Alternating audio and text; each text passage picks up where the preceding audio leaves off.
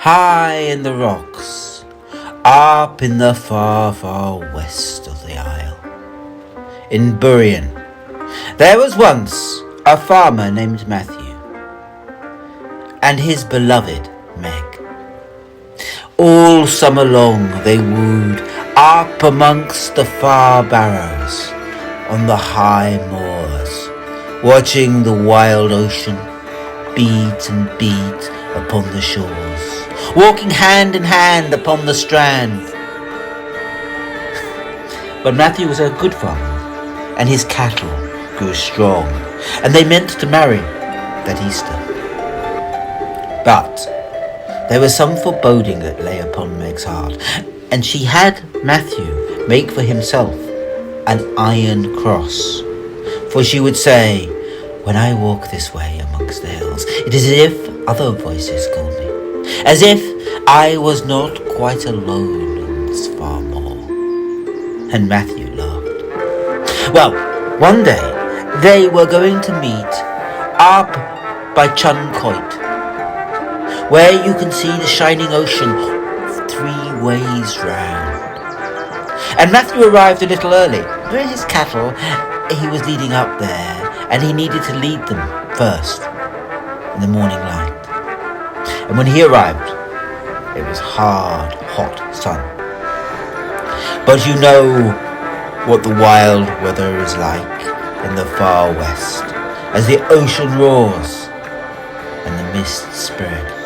And so at the time that Meg was meant to come, a mist, heavy and dank, lay upon the moor and upon the town, and men hid for fear of fairy folk.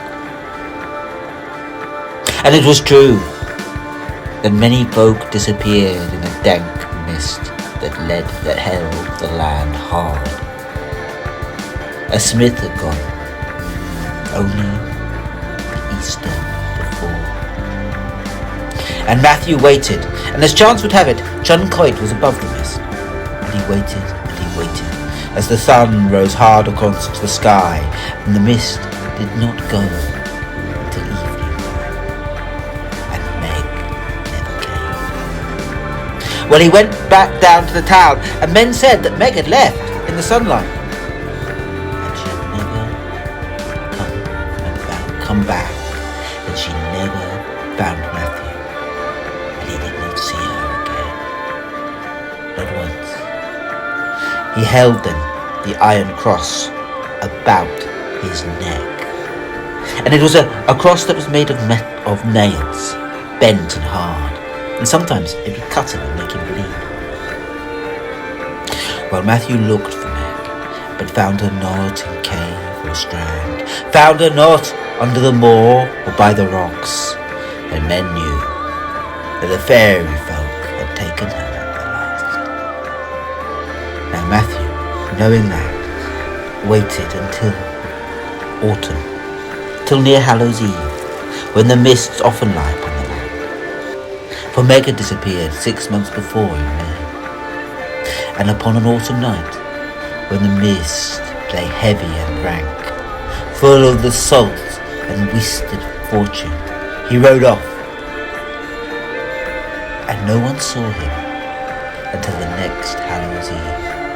And on the next Hallows Eve, against the evil of those times, the vicar in Burien, in that old cold granite church, held a great service. And somehow, in the middle of the service, the west door opened, and in came Matthew. Coming up to the high altar, he lay before it, but said nothing. And he would not take the Holy Sacrament, not then. But the priest blessed him with all the congregation, and came back the next day, All Saints' Day, and in the name of the saints blessed Matthew again with holy host and holy blood.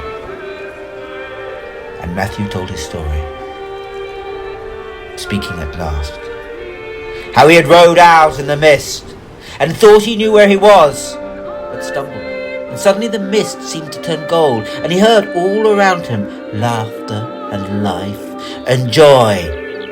And there was a many beautiful folk, like so many laughing children, and they caught him up in their arms, and a wild fiddler with great horns started to play and to dance, and around and round and round and round and round and round the great circle of Fey folk danced, like a standing circle in the far west, like so many lights dancing in the hard north, dancing in the roar of the ocean, in the joy of the wind the fiddle sounded, and Matthew seemed to rise up into the air and see all the land about him. Then suddenly he started, for he saw that dancing with him was not just the fairy king, but he held in his hands Meg, and she was dancing and laughing with the fairy king, and he tried to call her attention, and when he was on the opposite side of the circle, suddenly she saw him. And they danced backwards and forwards, and weaved between partners, until at last it was her turn to hold his hand in the great circle. And then she turned to him and said, "Quick, we may leave for a while." And he left the circle, and he said to her, Meg, come home with me, come home now." Okay. For I am married to the fairy king now, and I must stay with him, for all I love you. What? You're married to him? The fairy folk do not marry as we do, but rather they look for a human mother for the children that they steal, the dead children, the unwanted children that they take here. That they are, for the Fae are merely those children we discard. But what's this to do with you? Don't you see? They have had no mothers but me and the old crow. And I must stay with them now, for it is my duty to look after these houseless, rootless, homeless folk. And I feel that duty deep. But then I'll stay with thee. You cannot stay. The smith stayed, and look at him now. And she pointed. And Matthew saw that on the edge of the circle there was a hulking chap he knew was the smith. And as he watched, the figure shambled backwards and forwards, giving drinks, giving food, witness. That is what they do to adult humans who want to stay, who cannot look after their children.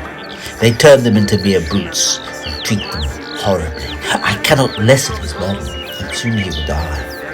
And if you stay here, you will take his place, and there is nothing I can do for you, but I can give you your freedom.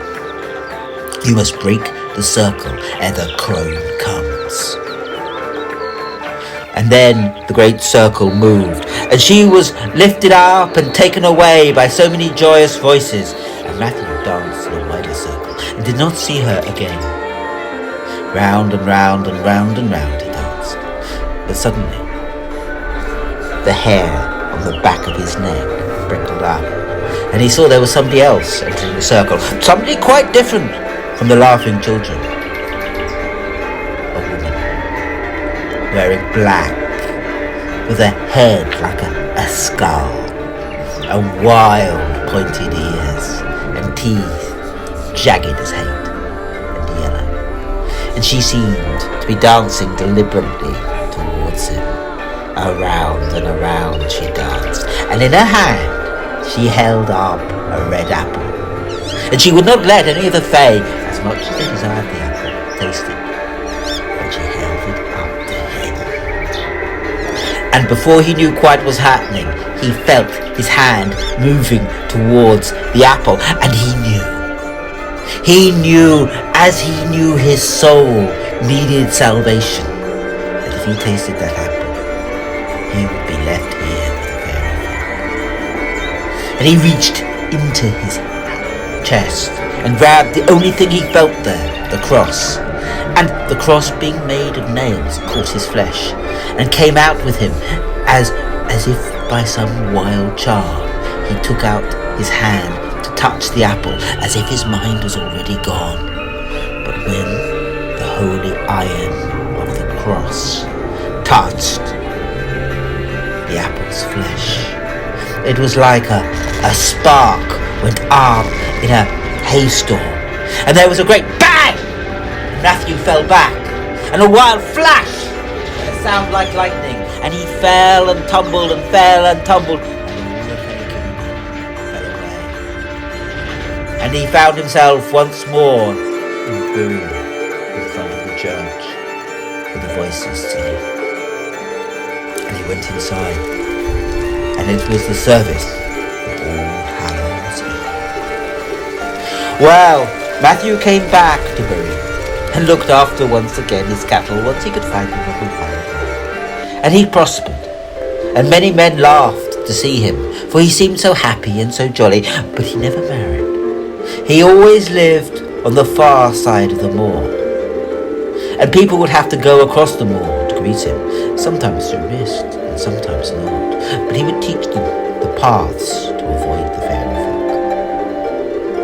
folk. Well, he grew very old, and men said he died and is buried there up in Burien Church.